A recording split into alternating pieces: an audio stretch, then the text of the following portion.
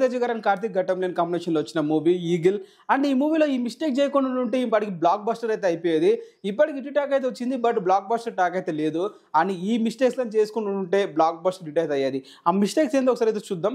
మ్యాటర్లోకి వెళ్ళిపోతే ఈ movie pattern వచ్చేసి అయితే దాదాపు దీన్ని ఎడిటింగ్ కూడా చేసింది మన కార్తిక్ ఘట్టంలేని కాబట్టి దాదాపు కేజీఎఫ్ అలాగే విక్రమ్ స్టైల్లో మ్యాచ్ చేయడానికి అయితే ట్రై అయితే చేస్తారు. ఇది అన్పాపులర్ ఒపీనియనే, అదే మ్యాక్సిమం ట్రై చేశారు. బట్ తను అక్కడ సక్సెస్ అవ్వాల్సిన విషయంలో ఒక విషయంలో అయితే ఫెయిల్ అయితే అయ్యారు.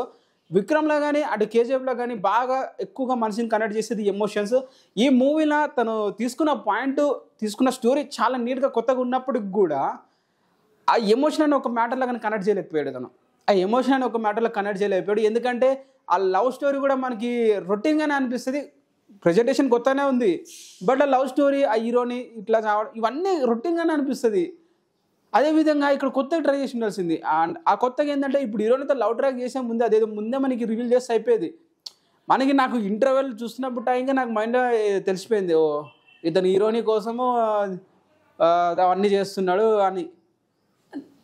ఎన్ని స్టోరీలు వచ్చినాయి ఇలాంటివి, చాలా స్టోరీలు వచ్చినాయి. ఇలా కొత్తగా అయితే ఏం లేదు నాకైతే. అక్కడ కొత్తగా అయితే ఏం అనిపించలే. స్టార్టింగ్ ఇంటర్వెల్ ఇంత సీన్లు అన్నీ బాగా బిల్డప్ చేసుకుని వచ్చేసిరు. బాగా ఏదో కొత్తగా తీసుకెళ్తున్నారా మూవీని అనుకునే టైంకి రొటీన్గా ఒక స్టోరీని అయితే దింపేశారు. రవితేజ గారు ప్రతి మూవీలో కూడా ఇదే రొటీన్గా ఒక టెంప్లెట్ అయితే ఉంటుందన్నమాట. స్టార్టింగ్లో తను ఎంత విలన్గా చూపించి లాస్ట్లో హీరోగా చూపిస్తారు. అదేంటో నాకు అర్థం కాదు. స్టార్టింగ్లో తను విలన్గా చూపిస్తే ఈ సినిమా మొత్తం విలన్గానే చూపించండి, హీరోగా చేయాల్సిన అవసరం ఏంటి నాకు అర్థం కాదు. ఆ రావణాసురుడు మూవీ ఉంటుంది, ఆ రావణాసురులో స్టార్టింగ్ హీరోని అందరూ రేప్ చేస్తాడు, ఇవన్నీ చేస్తుంటాడు. మన దాంట్లో కూడా ఒక మంచి క్యారెక్టర్ చేసే విలన్ అంటే విలన్గా చేస్తున్నాడు సూపర్ అనుకునే టైంలోనే క్లైమాక్స్కి వచ్చేసరికి తను ఒక హీరోలాగా, తను ఒక మంచి బాలులాగా ప్రొజెక్ట్ అయితే చేస్తారు. వై ప్రతి స్టోరీ ఇంతే. అంతకుముందు వచ్చిన టైగర్ నాగేశ్వర, ఈ టైగర్ నాగేశ్వర కూడా అంతే. స్టార్టింగ్ లేదు విలన్గా చూపించి మళ్ళీ హీరోగా ప్రొజెక్ట్ చేస్తారు. అవసరమా? ఈ హీరోగా చూపిస్తే డైరెక్ట్ ఫస్ట్ నుంచి హీరోగానే చూపించండి. కేజీఎఫ్ ఫర్ ఎగ్జాంపుల్ మన కేజీఎఫ్ చూసుకోండి. కేజీఎఫ్లో ఎక్కడ కానీ తను మంచోడని చూపించారా నీకు? ప్రతి ఫ్రేమ్లో కూడా తను ఒక విలన్ క్యారెక్టర్, ఒక విలనే మనకి హీరోలాగా చూపిస్తారు అంతే. అండ్ ఎక్కడ కూడా మంచోళ్ళలాగా ప్రొజెక్ట్ అయితే చేయరు.